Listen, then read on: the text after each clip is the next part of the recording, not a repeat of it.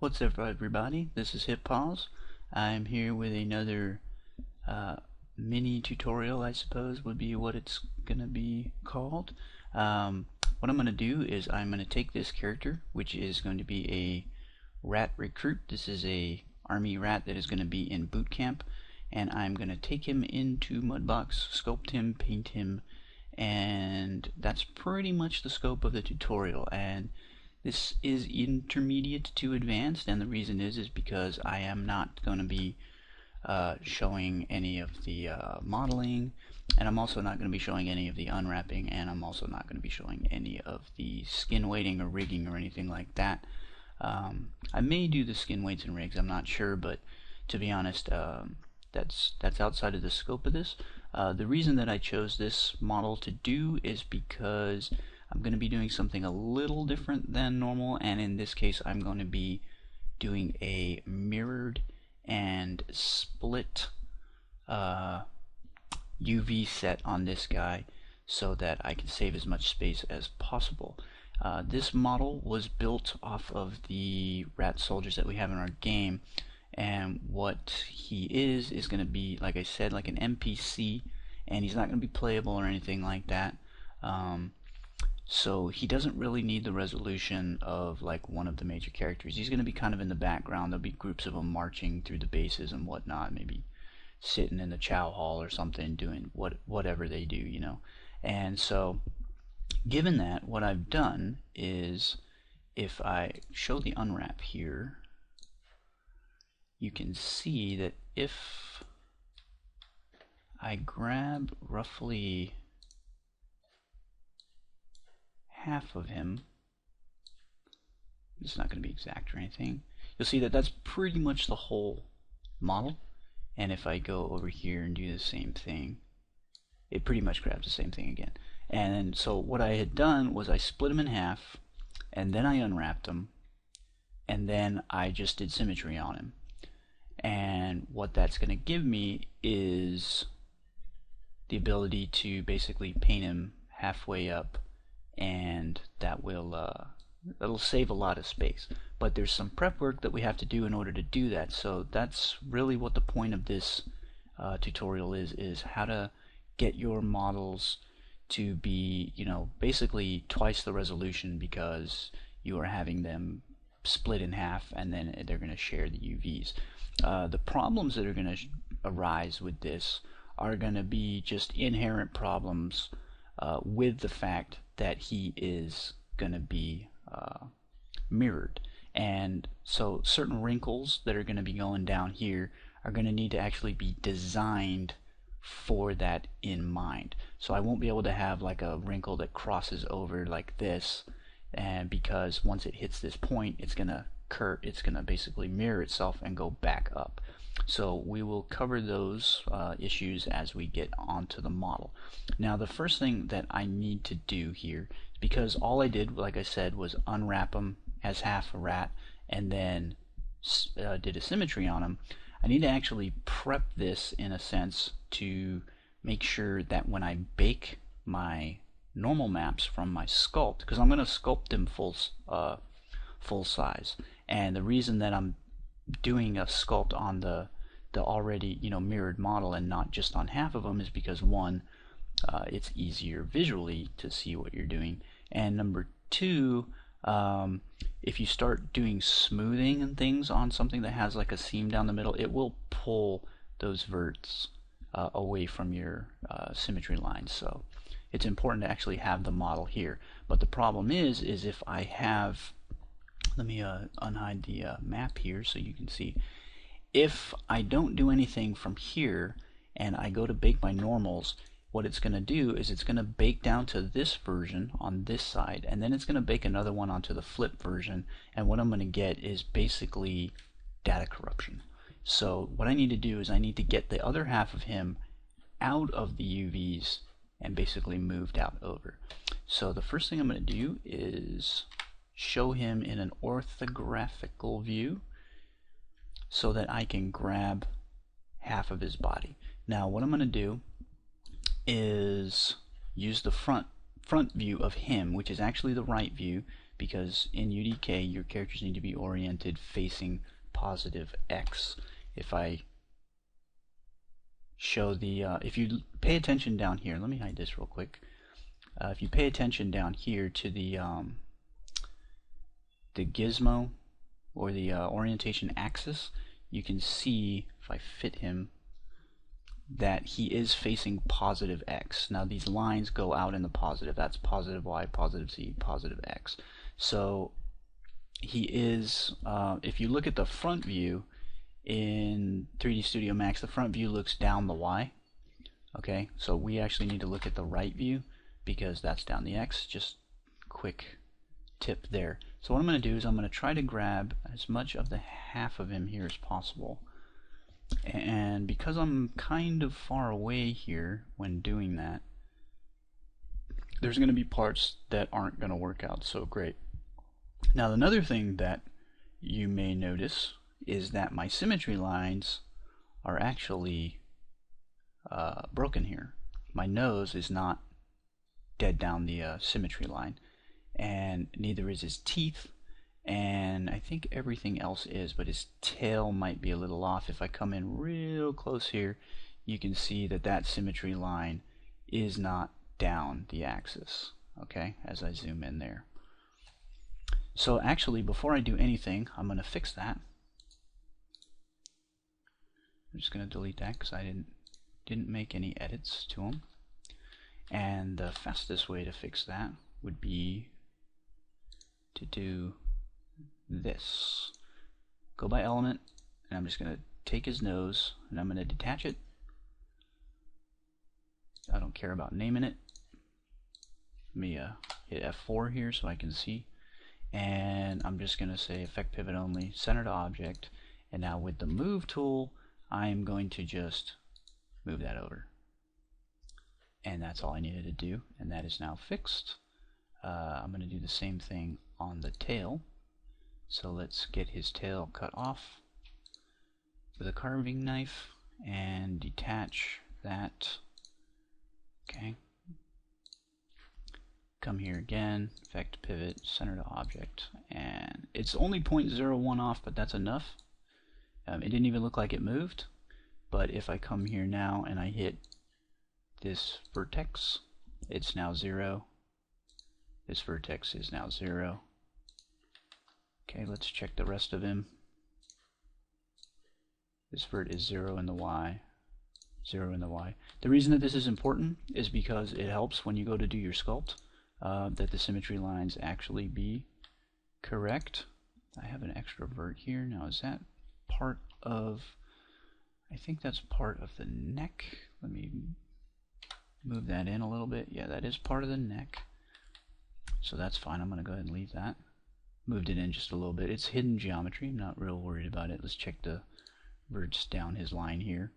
I can also grab the loop here. Just a tip, this is Max 2012. I'm not using 2014. In 2014, if you double click a edge, it will get the loop automatically.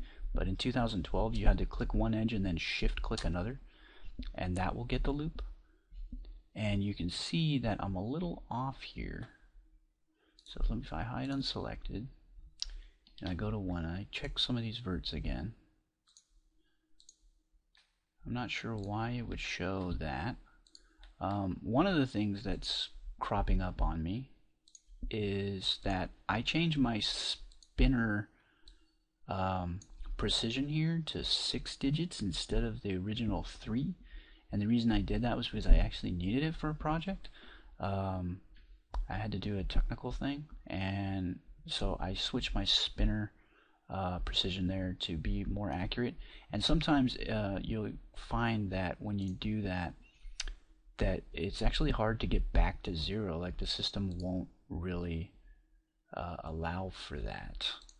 But in this case, I think all the verts are at 0. I'm not going to really check them all. I'm just going through and checking as many as I can. So that's cool. Alright, so his teeth are the other thing that I needed. Oop, still getting used to this interface here. I'm using a space mouse, a 3D space mouse from 3D Connection. That was a birthday gift from a really good friend. And you'll notice that whenever I turn or move the screen, that this goes from perspective to 3DX Studio. There's some scripts and plugins or whatnot that run to make this, and basically what I have is a joystick that I can zoom in and out with and do multiple angles and whatnot. So it's actually a lot of fun, and very, very smooth, but at the same time I can't use it for everything because it is a little limited in what it can let you do with the hotkey. So I still have to pull my, and I'm using my left hand for this, so if you notice my mouse is I'm spinning around. Originally when I was doing it, I held Alt and middle mouse. If you look, the mouse always has to follow what I'm doing, but in this case I'm just going to move the mouse around and I can still go around the scene, so it's just really cool. Alright, so let's just fix the tooth, his toofuses, and let's detach that here. Okay, grab it and effect to pivot, center to object, and then just zero them out here. And that didn't actually do it, did it? Okay, let's hide unselected. Let's go from the front. Sorry, the right Z. Effect pivot only, center to object. Okay, it just, I don't think I actually hit that button. So unhide all, hit P, zoom back out, and that should be correct. Now if I grab a vert or two on here, he should be down the line. So that symmetry's fixed. Let's check his neck. I think his neck was messed up, but I may have fixed it already. It's part of the reason why I do call this intermediate to advanced. And this part of the video is not really showing a whole lot, except just kind of some checks that is really good to do if you are having issues with your models or whatnot. And one of them, when you're going to sculpt, is to try to maintain a good symmetry axis. Okay, so I've just attached everything back together, and I'm going to put my unwrap back on. Now if you want to know how to get these buttons here, which are really handy, there's a thing here, configure modifier sets, and you can say how many buttons you want up here, and then you've got all your lists of stuffs and you can just drag them. So I could add more buttons if I wanted to, but do keep in mind that it kind of shrinks what you can see down here. So I usually use 6 or 4, and my favorite things that I use here, obviously unwrap is the #1 favorite thing, and I do use a lot of skew, push, tapers, and shells, and symmetries and whatnot. Symmetry for sure. Okay, so let's get the unwrap back on, open it, let's go view R, let's hide this, come in here and go by faces. I do have ignore backfacing unchecked. It's very important for this, and you'll notice that when I open this it's actually defaulted, and the reason is because what I did was I unchecked it, and then I said I think options, save current settings as default, and that's a really good thing to have. Like say I don't like the map here every time, because I find it hard to see what's going on with that checker there. I can't tell what's going on, so I'll always go and unhide this. The reason I didn't save that as default is because, to be honest with you, I need the checker there more often than I need to uncheck it, and it's really quick to just go view on show map here. Alright, so let me hide this, pull out a little bit here, and I'm not going to look at the model, I'm looking at the coordinate system, the grid, and I'm just going to stay a hair away from the front, and now I need to kind of go in and check that I did get him down his axis, that I hit him in his axis.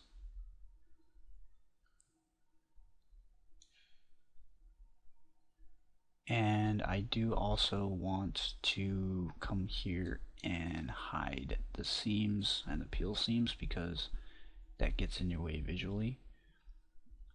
Now I'm also gonna show this in wire, because I want to just kind of turn around the model, check his teeth, that's split,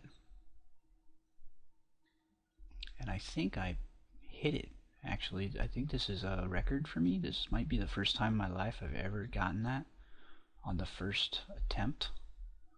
I've always had to go in and add a face, like usually in this kind of area I'll get an extra one like that or something. So this is a landmark for me, and I always note those things whenever I nail things like that sometimes. Alright, let's fit this guy and come in, check. And I think probably the end of the tail, I might not have nailed it. Uh-oh, I'm scared. I might have claimed it too early. And actually, the tail is borked.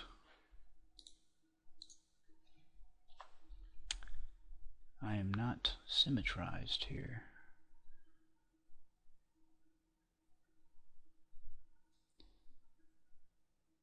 Yep, I am broken. So let's fix that. Detach the tail. Okay. Select it. Hide unselected. And what I'm going to do is I'm going to just, with that loop selected, I'm just going to make it planar in the Y. In the X. Okay, that's all I really needed to do. And then I hit 1, Control A, and hit weld. Okay, the weld tolerance is a little high, so I'm just going to drop that down until I stop merging things. And I believe that's good. Okay, let's unhide all. Let's go ahead and reattach him. Unwrap VR. Let's see if I can't hit that again. I do still count my victory.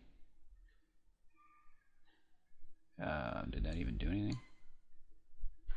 Oh wait, no, because I didn't open the window here.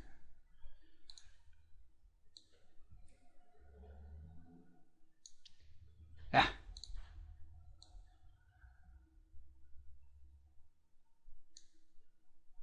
I totally failed. That was the worst one I've ever done. All right, let's.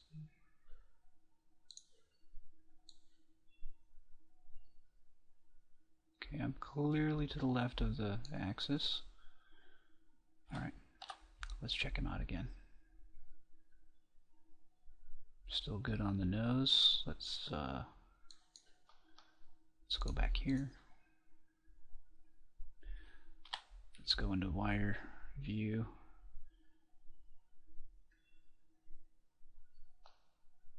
I missed one.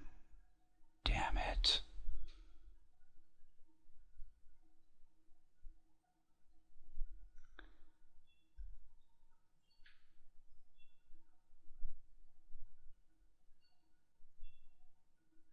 Yep. I missed one, so epic fail. And I probably missed one on the tail then. I am getting used to this mouse, by the way, so I might sometimes turn the camera in really funky and weird ways. Apologize for that, but I do want to highlight how awesome it is to be able to do this. Okay, so I think I'm good. Oh, nope. Wait, yep, I am good. I saw that over there. I thought that was off axis, but it's not. The rest of the head is down the line, and I am good. Okay, so let's open back up this window, and you can see that I nailed everything. If I look here and I show the map, that I don't see any white, and that means that I did grab the other half. Now if I move this, you can see that this is my flipped side. So what I'm going to do is put this to absolute relative, and I am just going to move it over 1 in the U. The other thing I'm going to do is mirror it. Okay.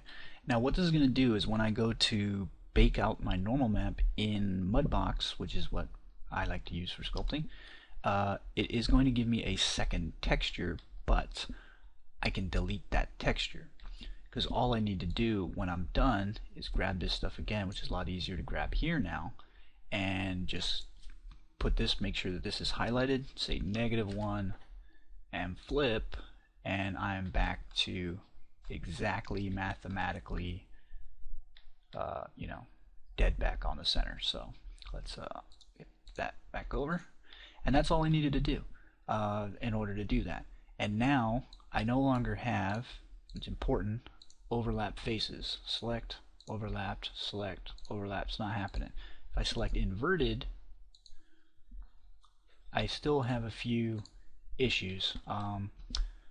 Some of the polys, for some reason, and I don't know why this happens, are showing up as inverted, even though there's nothing to it. Actually inverted on the model, and I don't really know how to fix it, but I do know that it does not break the normal map. And the other thing I wanted to do before I went, I'm just going to move this out of the way here, hit fit, is grab this tail here, and I don't really care about what happens over here. To be honest with you, I'm going to skip that part. The reason is because I don't think that I messed it up enough. When I moved those verts, I was a little worried that I was going to be breaking the UVs here, but I actually think they're going to be okay. And I don't want to bust the mirroring at this point. Really, the fix would be for me to delete half the mesh, peel it, or fix the oops, I'm down there. Peel it or fix the thing, you know, here, and then remirror it and all that, and go through all that rigmarole again. But like I said, because this is an NPC, I am allowing for a significant amount of error. This isn't a movie or anything like that. This is a game, and it's not going to be really that important. So, given that, he is now mirrored down his center, and everything is good. It's time to sculpt him up and get everything going. Now, there's a few parts of the model here that I really don't want to sculpt. His whiskers, for one, I really don't need those.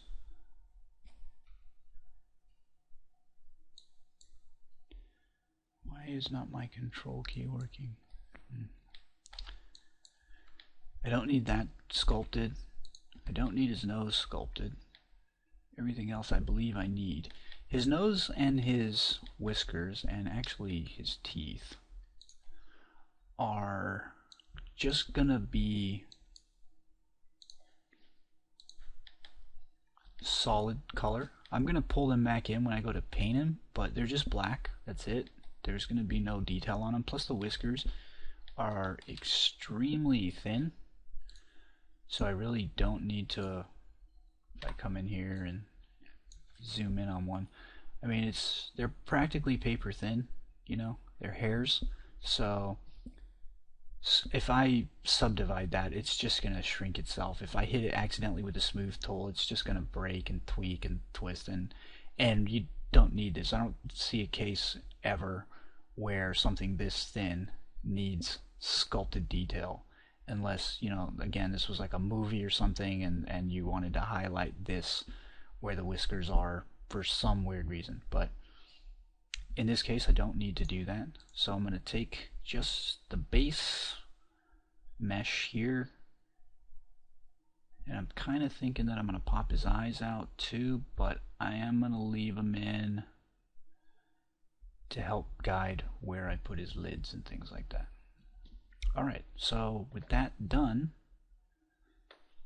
I am now ready to export. So export selected, and let's get him into where I do all of my stuff, and I'll make a new folder, recruit, The reason I put the underscores is that will force this folder to the top. Of course, I've done a lot of that on some other ones, but that's fine if you ever need to do that, and then you can always remove the underscore. However, doing that breaks your recent places and open recent and all that stuff. So let's call this rat recruit to MB for Mudbox. I don't use FBX, I use OBJ, and really all you got to do here is just hit the preset, and let me move this up here. If you drop down this preset, Mudbox is one of them. Okay, so you just hit that. I've already done it. And if you want to check the settings here, export, it's going to ask me about, hey, you know, you got a bunch of mapping issues on here, and I'm not real worried about that. So now I can open up Mudbox. Okay, Mudbox is open, and this is what you get when you first start. Now, when you do first start, you can actually open it up and hit that open button there, and that will actually allow you to grab the OBJ. Now it is going to tell me, hey retard, you got some stuff going on here, what's going on? So I'm just going to say keep this mesh, and it is going to come in, this is Mudbox 2014, it is going to come in and show where those points on the model were. And obviously this part right here, let me bring my brush down so maybe make it a little easier to see, does have an error in terms of breaking the quads. So the let me just fix my window here so everything is in view. Let's try to line that up nice so I'm not missing anything. I think that should be good.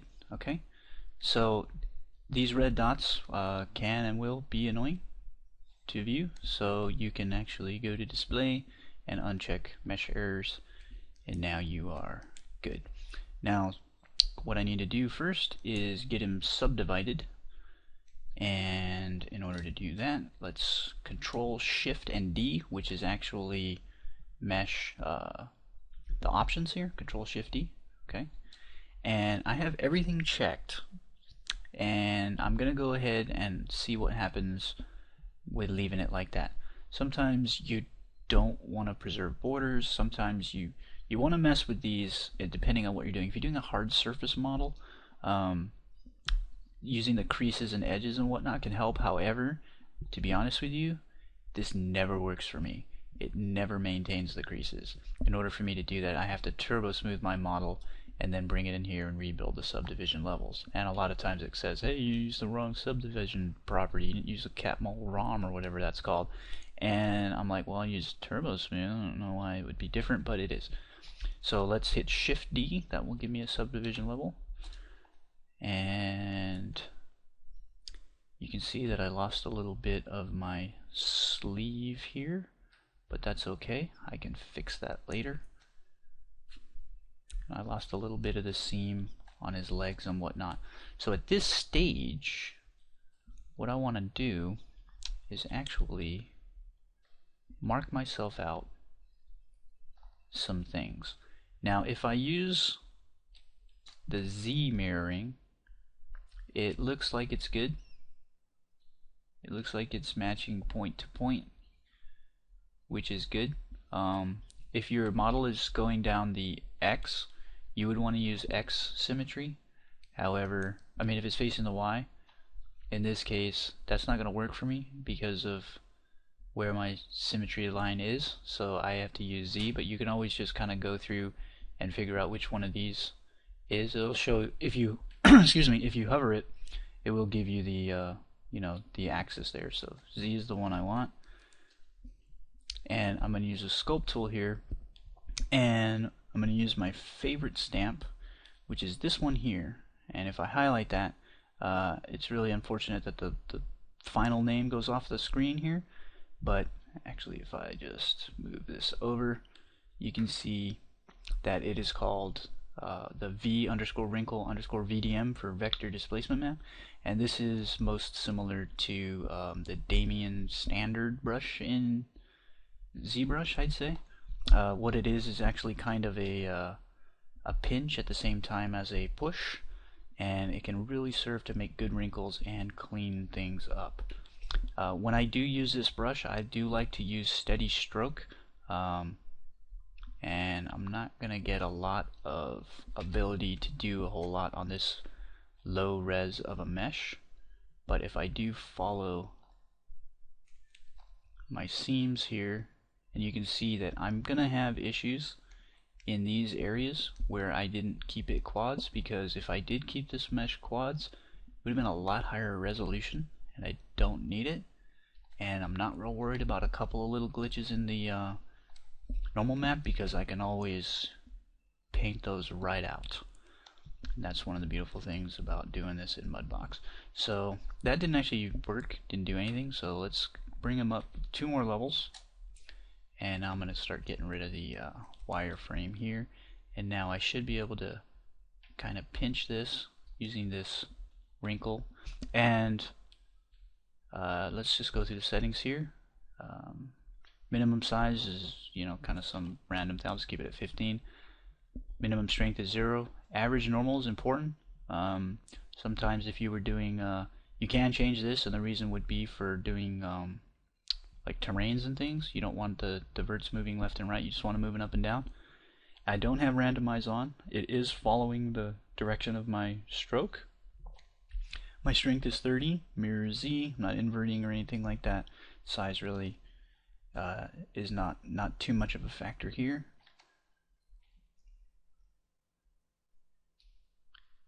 And I just kind of want to define that at this lower resolution so that it doesn't break later at my higher resolution. Now let me find out which one of these edges is. You can see that these 2 is where the subdivision hit, so let's page up. I'm going to give myself a little bit of a larger brush. I'm going to go right down the middle between those 2.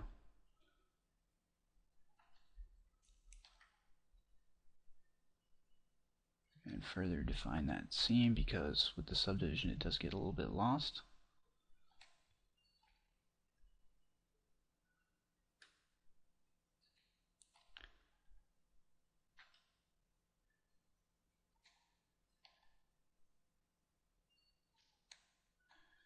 I'm using medium to hard pressure here. I'm going over it a few times. Another important thing about using a brush like this is you don't wanna scrub, because it will kind of break. You wanna keep a long steady stroke. So what I've done, that's why I use this the steady stroke. And if anybody from Adobe ever watches this, please put this in Photoshop. This steady stroke brush is like the greatest thing in the universe. Let's help define the belt here before I go too far in.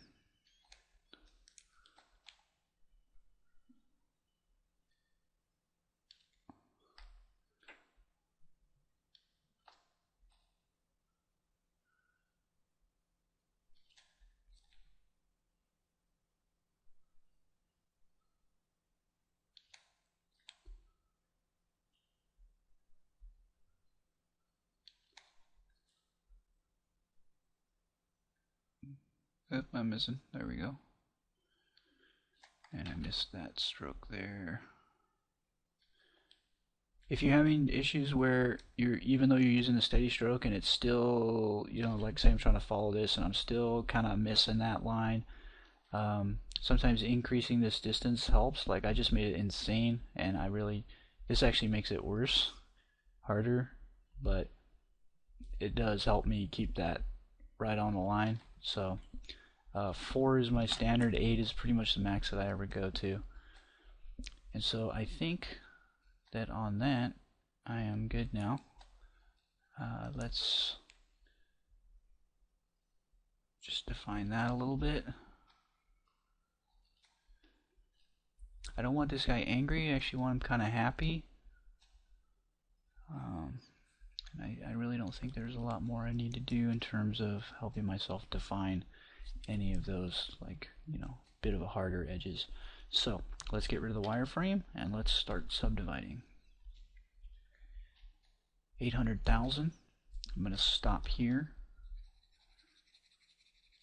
Just hold shift and scrub here. If your smooth tool isn't working enough, because no matter what brush you use, if you hold shift, it will put you on the smooth brush, which is really handy. And if you don't have the settings correct, you can actually change it on the smooth brush. I tend to use 100%, and I just pretty much leave everything else as default. For the most part, everything is default. So yeah, just you can set it here by just picking the brush, and then you never really have to pick it again. You can just hold shift. Same thing with the select and move tools for faces. Say I want to select some faces here. If I tap V, which is you can see that got highlighted, and let's see, my brush is really large, so let's say my brush is this size. Now I can select some faces. Okay, now if I come over here to the sculpt tools and I hold V, I can use that, and when I let go, it goes back to my sculpt tool. If you hold V and then B at the same time, that doesn't actually work to resize the brush. So what you have to do is tap V, then hold B. You can make your brush bigger, and then you can just hit 1 for sculpt. This is 1, 2, 3, 4, 5. You know, it goes down the line like that. And now when I hold V, the brush is bigger. So that's a handy thing for using the move tool. And if you want to deselect, you hold V and just click off the model. Real simple. Alright, let's start getting some prelim wrinkles here. Again, keeping in mind that I do have symmetry to worry about. Just going to keep rather light. And what I'm going to do is make sure that I come in as horizontal as I can when I get to the midpoint. And I'm going to actually start in the middle and kind of come out.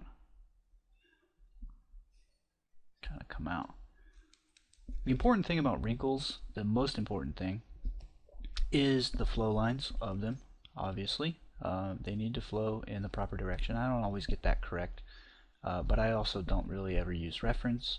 I go by what I've learned over the years as an artist, and there's a few resource books that you can use that can just curve that one in. It can really help if your understanding of wrinkle flow and whatnot isn't great. And one of them is by Bern Hogarth, Dynamic Wrinkles, and that is one hell of a book. His whole series is great. If you need to learn anatomy or lighting, it's fantastic. Now his neck is popping through here, but I am not worried about it because the original model doesn't really have that issue. Let's hit W here, and let me go down a few sub-Ds here to see where that's split. So I just wanted to make sure that my inner elbow, or inside my arm there, is in the correct location. Okay, so hit W, get rid of that. Now, the way I've done these wrinkles, being that they're coming from the armpits in and staying horizontal, does signify that he is wearing a bit of a tighter t-shirt. If you're going to have to kind of visualize this, if you wanted a loose-fitting t-shirt, the wrinkles hang from the top down. Okay, they come down like that. There is still a bit of this underarm stuff, but really they don't go that far. And what they would do is kind of come down and it would drape like that. So let's undo that. I am putting them in a tighter t-shirt because in essence these guys are actually kind of in fat camp, which is a real thing in the military. And what I do now is I hold control to bulge outwards, and you can see that what it does is it gives me a peak. Oh, and also I just wanted to point out my fall off here is on this one, number 6, and that one starts in the middle and has a real soft taper off, and it's a really handy one to use for wrinkles. And what you do is you just kind of go in between where you had the other wrinkles, right, just about down the centers.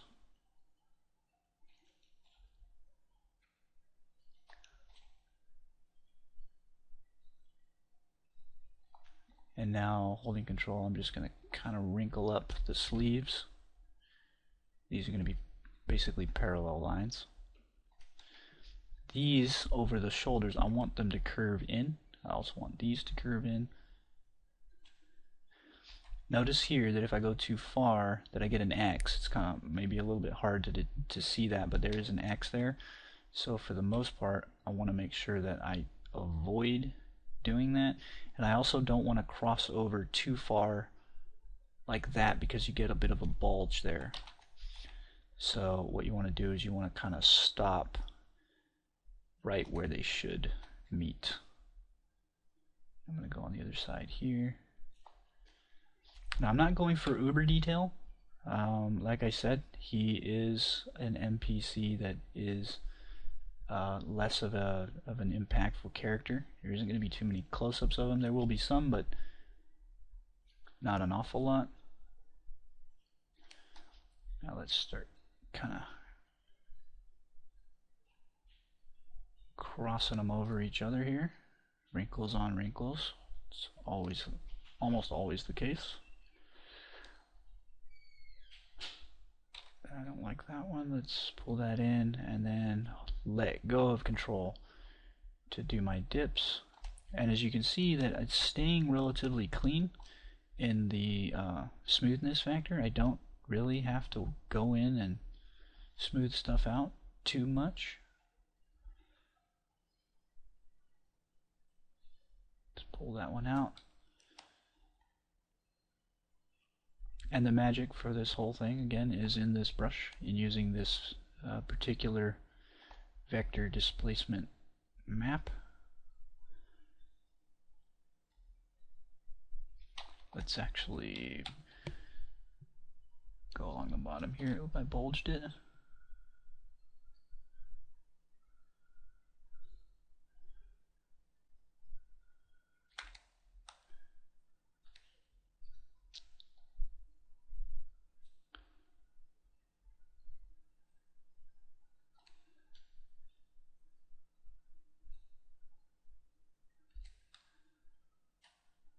Split this wrinkle in half.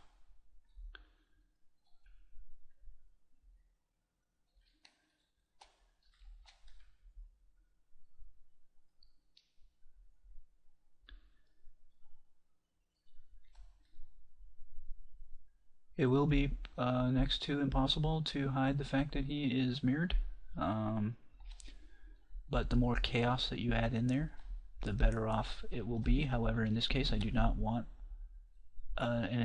too much chaos in the wrinkles. I want them to be somewhat far and few, just the major flow lines.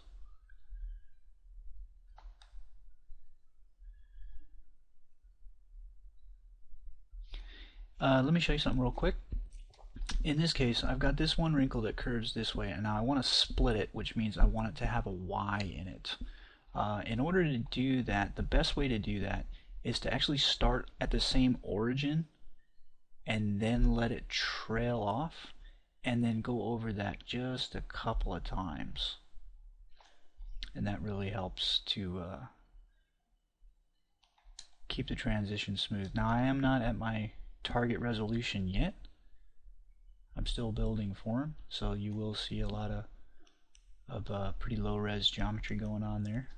That will get fixed as I subdivide further. Now, I crossed over from this side and went over, but I had a very light pressure when I did that. I just wanted to get my hand going in the right direction.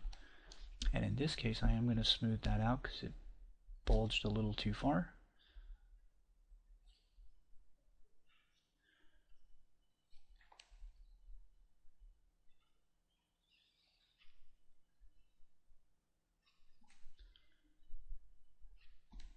let's go ahead and give this fold a fold on a fold, if that makes sense.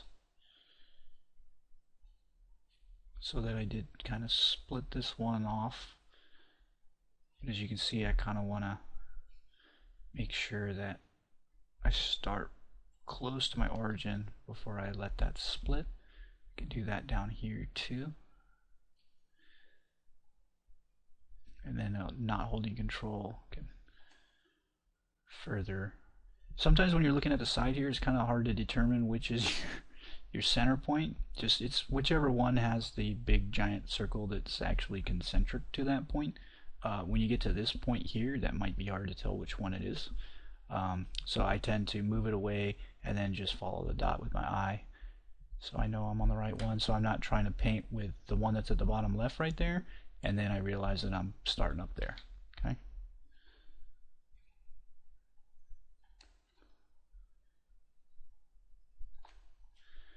I'm going to pull that one out just a little bit longer and then smooth it out just a hair.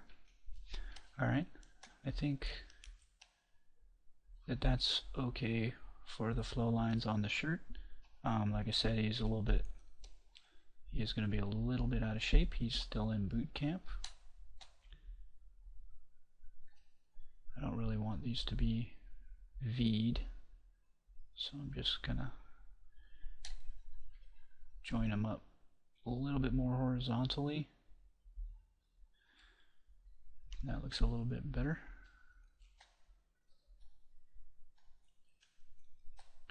The other thing to keep in mind is that these wrinkles are very deep. They're highly exaggerated.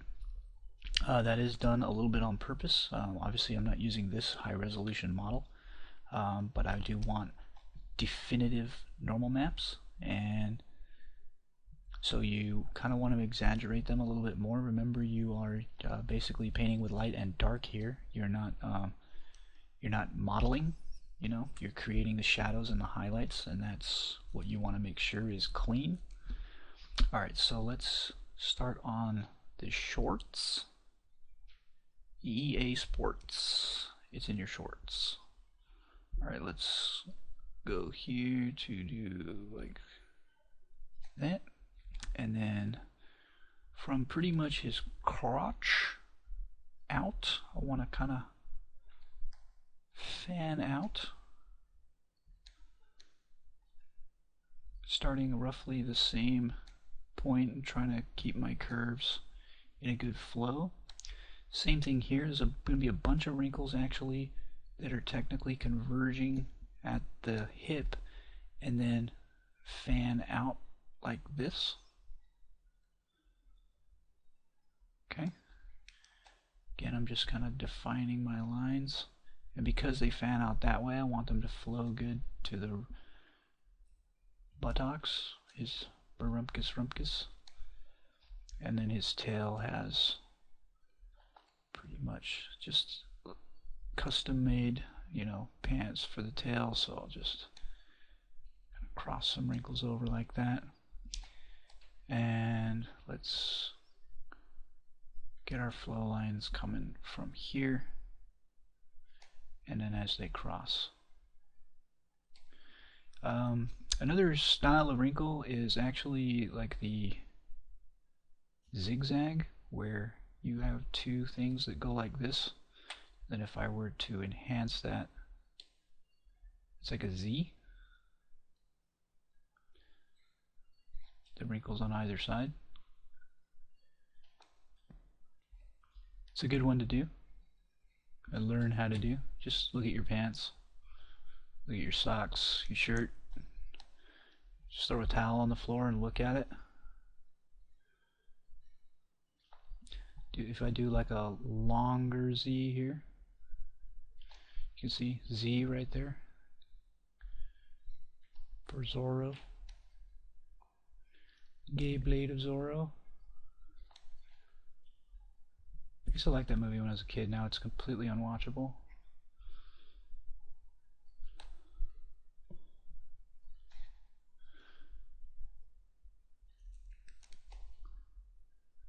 Just keep real light in this tight part and then increase pressure as I get to the middle. shrink my brush a little bit so I can make a little bit more sharper peaks.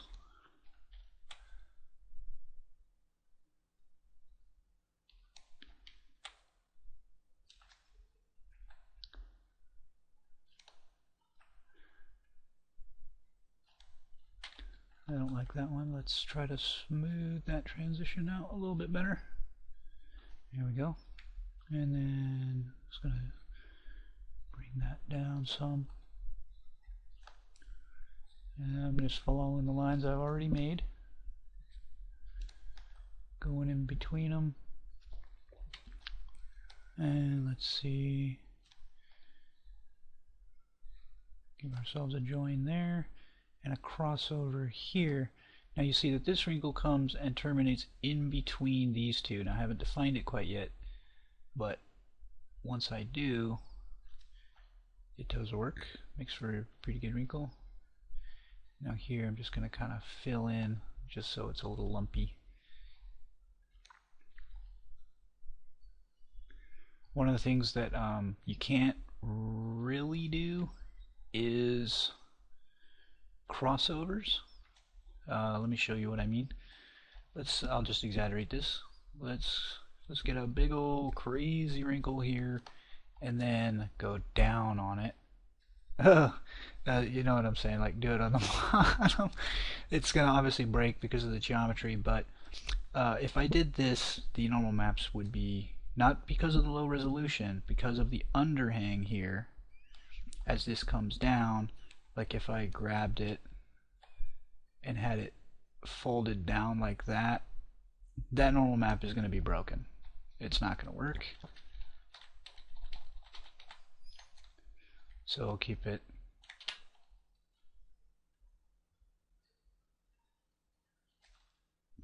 uncrossing.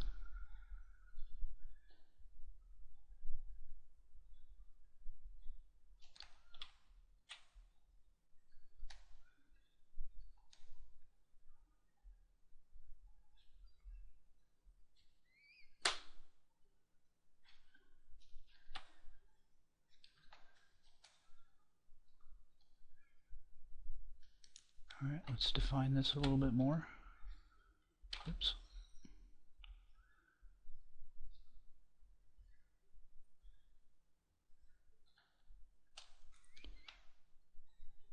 Anytime I'm bulging it out here, doing a positive sculpt, I am holding control. Anytime I am dipping in between them, I am not. If you find that you're doing more positive sculpt than negative, then you may want to invert the function here so you're holding control less than you're not holding it. But I find that I just rest my side of my palm on my control key. Doesn't give me carpal or anything like that. It's important that you stay comfortable and you do this.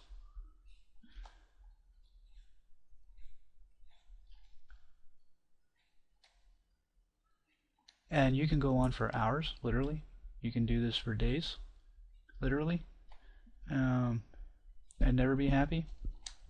At some point you just got to call it, and you just got to say, okay, I'm good. There's no reason it should take hours, and there's no reason it should take days. If you get the forms right, they're right. Even if it took you half a second to get that form correct. Don't feel like you need to do more to it just because you don't feel like you've spent enough time on it. You see, I really didn't spend that much time on the shirt, but I don't find it to be that bad. I'm gonna do more to it. Like I'm gonna split a lot of these a little bit more here.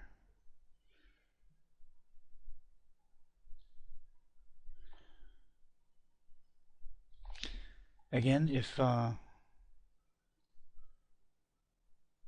if this were a more prominent character and I was worried more about accuracy and whatnot, I would not mirror him. I would, you know, have it completely unmirrored. And let's say I don't do the Z. I don't have any mirroring. and that would actually let me do wrinkles that crossed over like this, you know. But that's not going to work because I have mirrored UVs. Because this is, again, this is the point of this. This will be twice the resolution as an unmirrored mesh.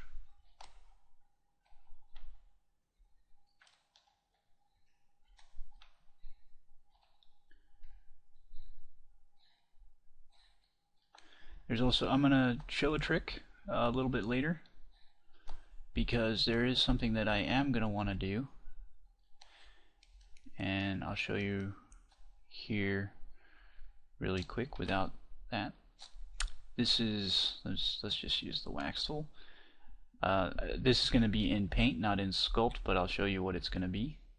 Oh my god. Okay, so let's lower that. It is going to say Army on his back. Now, there's no way to do that. Here, let's undo that, and let's turn our mirroring back on, and let's type Army. Okay, that don't work. It's like Army. It's not gonna work. So I'll show you a trick on how to combine mirrored and unmirrored geometry or textures, and it just, oops, I want to go back to this. It's real simple. It just involves using a second UV channel.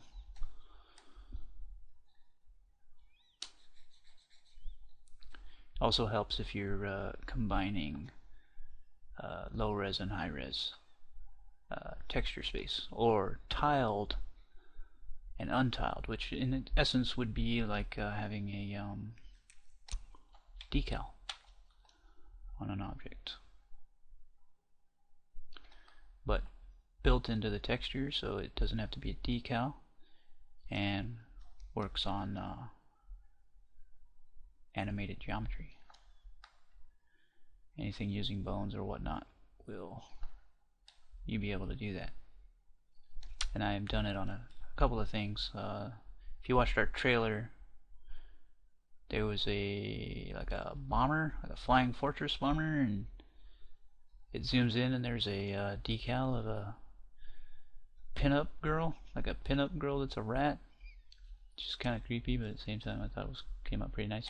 And that's high res. That's like a 1024 image, and it's over pasted onto the mirrored texture and somewhat lower res textures of the plane, and I just had to use a linear interp with the second UV set.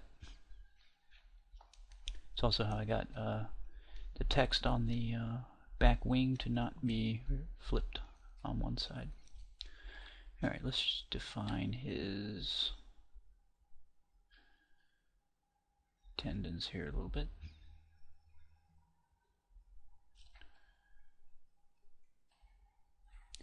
And let's also define his under finger wrinkles, finger folds. Gotta go real light there. Sometimes when the geometry is uneven, like this model, there will be issues where Mudbox can sculpt entirely too hard. It puts like way too much influence, and it can be a little bit hard to figure out. Okay, so I'm gonna do some very slight definition on this guy's face.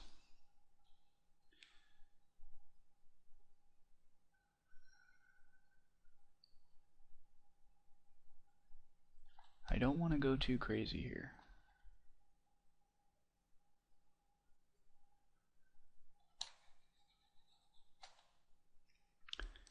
However, in the eye area, I can get pretty good amounts of folding.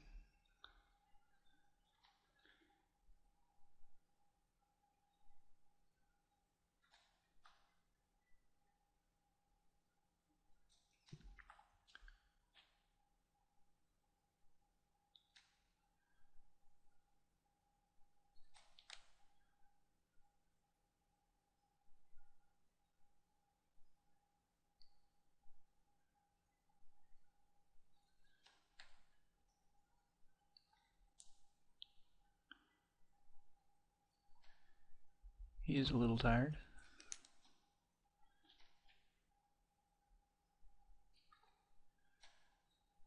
Let's give him a little bit of a goofy separation. And by goofy, I mean, oh, yuck, goofy. The real goofy.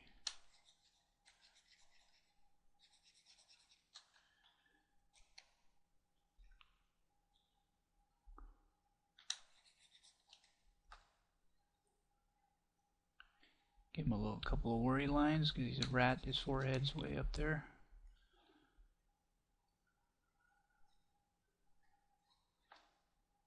Again, I can't and don't want to go too crazy because I don't want him to have too much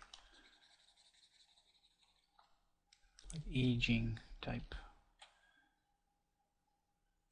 stuff going on here. But I can give him a few folds in his mouth here.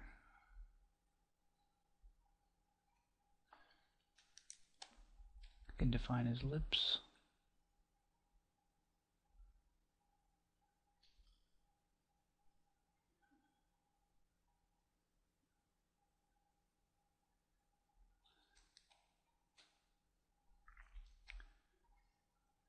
And that's actually about all I really want to do to his face. Now I did stay with the wrinkle tool here, but I do need to smooth it out. I don't want too many large peaks. What I do want to do is use my bulge tool at extremely large size and a very light pressure.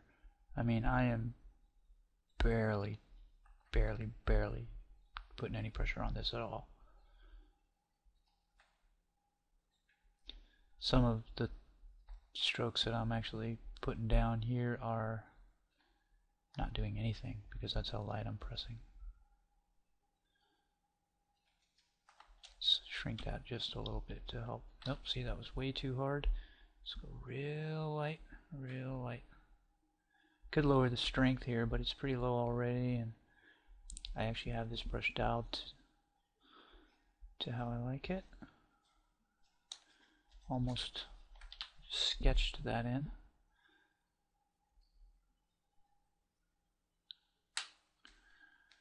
Alright. Let's get a little bit of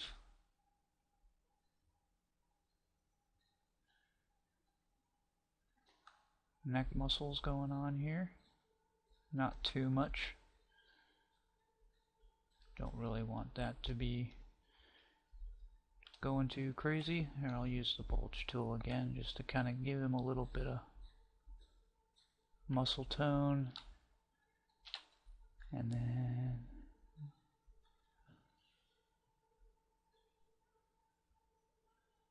he is in boot camp after all. He should be in some of the better shape of his pathetic little life. Just a note about our characters, and for the most part, they're not very bright. They are, after all, rodents. And this, you know, all of these techniques and whatnot, they work on a person just the same. I mean, there's no difference between this model and it being a human.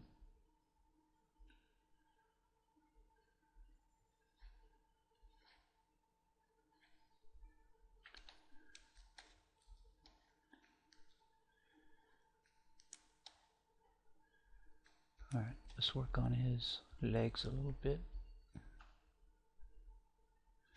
Just going to kind of give him a bit of a double crease on the back. And then just a little bit like that. That I did hit back here. No, I didn't. I'm okay. Alright, again to the bulge tool.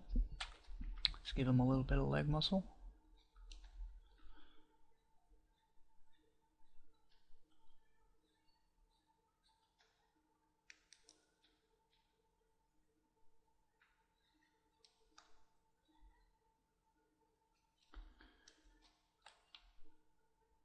Give him a little bit of a knobby knee.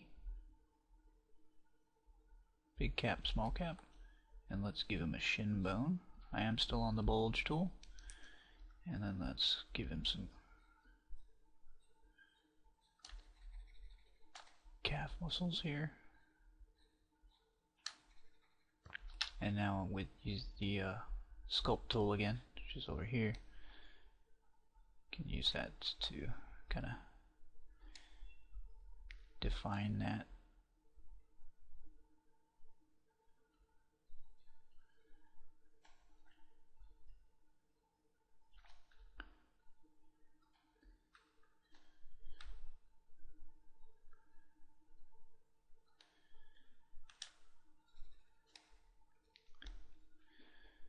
And let's define these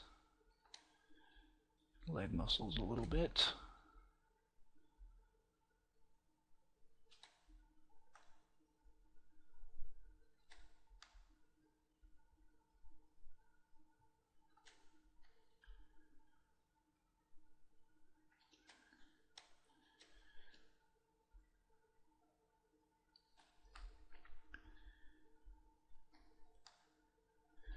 I don't like that. Let's get that a little bit longer of a muscle. That'll let me do my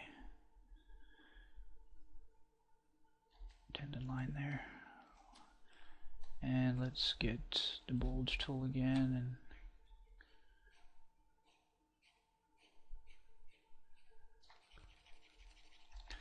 go around these meaty thighs. Just define that muscle here.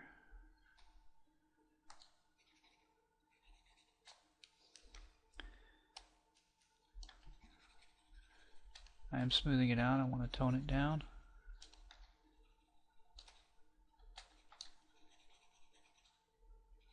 He's in great shape, but he's also not in great shape. That's why he's in boot camp in the first place. Alright, let's see what we can do with his arms. Don't want to go too crazy here.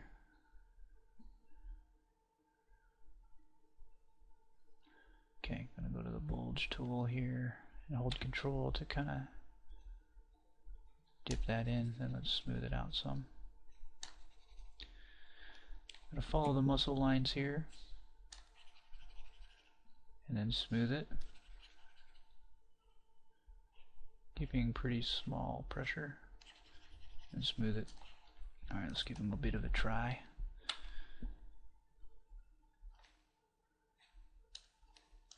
Not too much.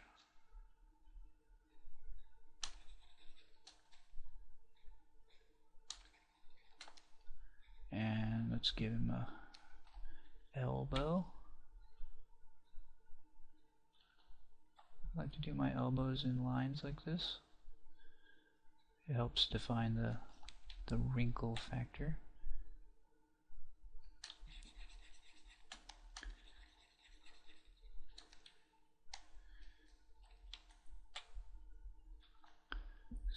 Slightly following these muscles, but not really. Very, very subtle additions here. Don't want him to be overly buffed or nothing, not like a muscle-bound oaf. Not that all muscle people are oafs.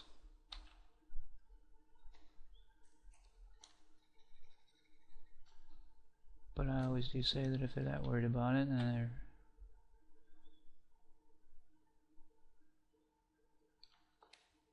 obviously not relying on their laurels. Alright, let's define a little bit of the boot paneling. However, a lot of this is going to be in the bump. Be better served there, be easier and sharper, cleaner, faster.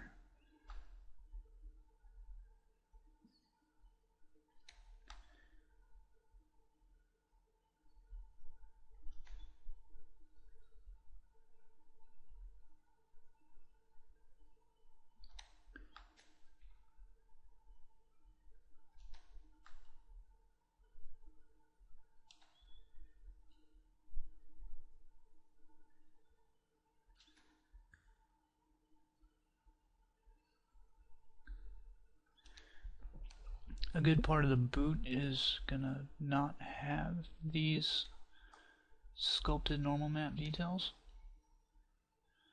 I'm gonna be scrubbing them out somewhat. And just so you know what these are, these are actually his socks.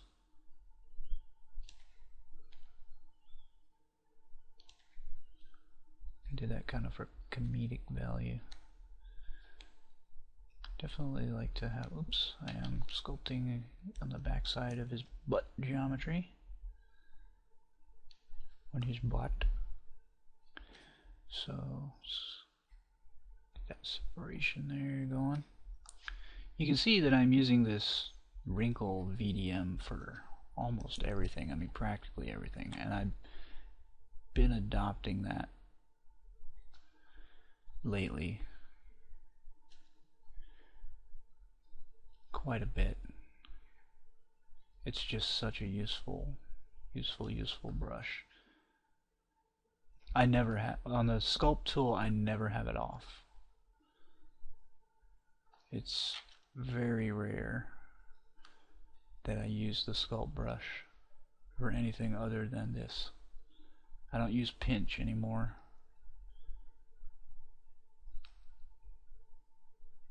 Because using this brush, you pretty much get your things done on the first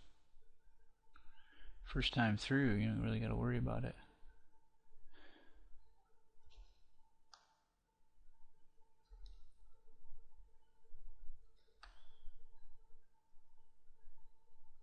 Now my texture resolution is not going to be all that forgiving because it's only going to be a single 2048. So also part of the reason I don't want to go too crazy.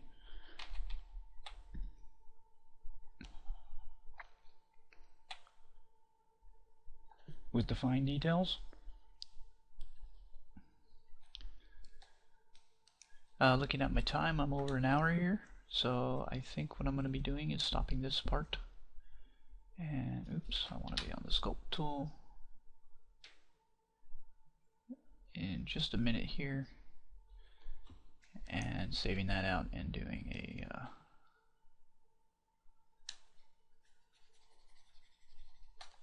starting a new part. People haven't actually complained about the lengths of my videos, but I tend to just kind of go and forget about the fact that I'm recording. So I think I like doing it that way, but I don't exactly have the processing power or the time to sit through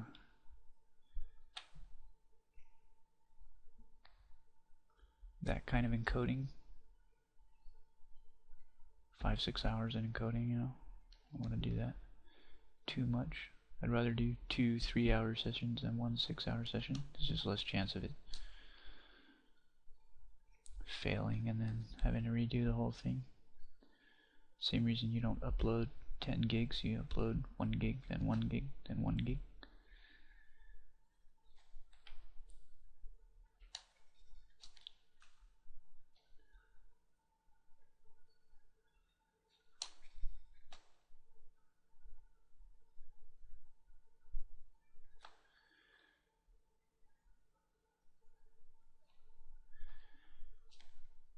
I think I'm about ready to stop. I will go 30 more seconds. Let's see what I can get done. It's probably not going to be a lot. I think I'll just inspect.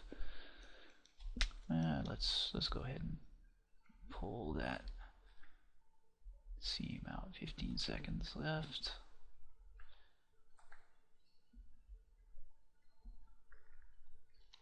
9, 8, 5, 4, 3,